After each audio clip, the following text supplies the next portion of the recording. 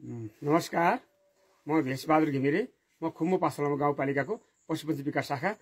म अहिले पशु विकास अधिकृत स्तर 6 छु। धन्यवाद। मैले यो कुरा राख्न पाउँदैछु कि हामीले यस खुम्बु पासलामा गाउँपालिकामा विगत 10-11 वर्ष अगाडिदेखि नै यो हाड नेपाल पोखरा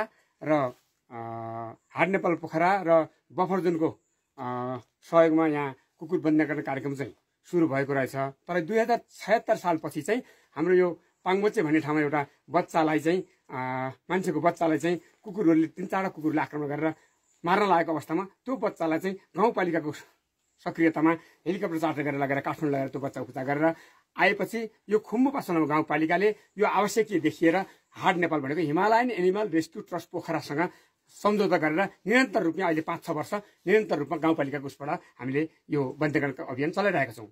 र विगत वर्षहरूमा वर्षको 120 देखि 140 वटाको संख्यामा कुकुर भालेपति बन्देकरण गर्दै आएका छौँ। र यो वर्ष पनि यो आर्थिक वर्ष 81-82 मा पनि हामीले यसपालि 68 वटा कुकुरहरू बन्देकरण गर्यौँ। भालेपति कति चाहिँ म रिपोर्ट बनाउँदैछु।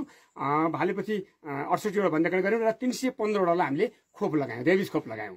र यसपालि चाहिँ हामीले विगत वर्षहरूमा हामीले प्रति गोटा 300 रुपियाँ लिएर कुकुरलाई डिस्टेम्पर खोप पनि लगाउने गरेका थियो। हाम्रो पोखराबाट आउने प्राविधिक साथीले ल्याउनु भएको थियो। र यो वर्ष त्यो खोपको पैसा नलिने, यो वर्ष हामी डिस्टेम्पर खोप निशुल्कै लगाइदिने अभियान, घरपालुवा कुकुरमा निशुल्कै लगाइदिने अभियान पनि हामीले सोच गरेर स्वीकृति गराइसकेका थियौँ। तर यही वर्ष चाहिँ डिस्टेम्पर खोप खरिखोलादेखि बेस क्याम्पसम्म हेऱ्यो भने करिब 50 वटा जति कुकुर त डिस्टेम्पर रोगले नै मरिसकेको हामीले फेला पार्यौँ। जुन अघिल्लो वर्षहरूमा डिस्टेम्पर खोप पाएका कुकुर थिए तिनीहरू मरेका छैनन्, तिनीहरूलाई असर गरेका छैन।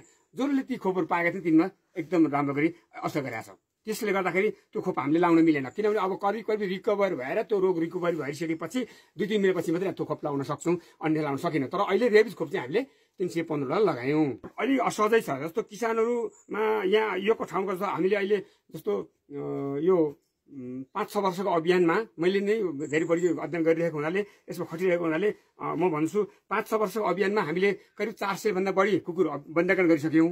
तर यतिखेरसम्म जम्मा 2टा कुकुर अपरेसनको टाइमको विथिन 1 घण्टाभित्र 2टा कुकुर मरेका छन् अहिलेसम्म।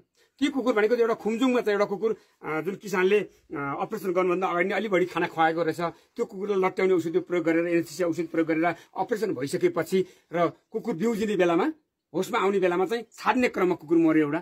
त्यसै गरी अहिले हामीले खुम्बु पासला गाउँपालिकाको वार्ड नम्बर 3 को टकटकमा एउटा कुकुर एकदम सानो 3-4 केजी 4-5 केजीको वेटको एउटा सानो कुकुर एकदम दौडधुप गरिरहेको कुकुर थियो अघिदेखि नै। त्यो कुकुर पनि पोथी कुकुर, त्यसलाई अपरेसन गर्ने क्रममा एनेस्थेसिया औषधि डाक्टरले एनेस्थेसिया औषधि प्रयोग गरेर एकछिन उसको अपरेसन गर्ने पालामा उसलाई उठाउने बेलामा उसको प्राण अगाडि नै गइसकेको छ। एनेस्थेसिया औषधि पचाउन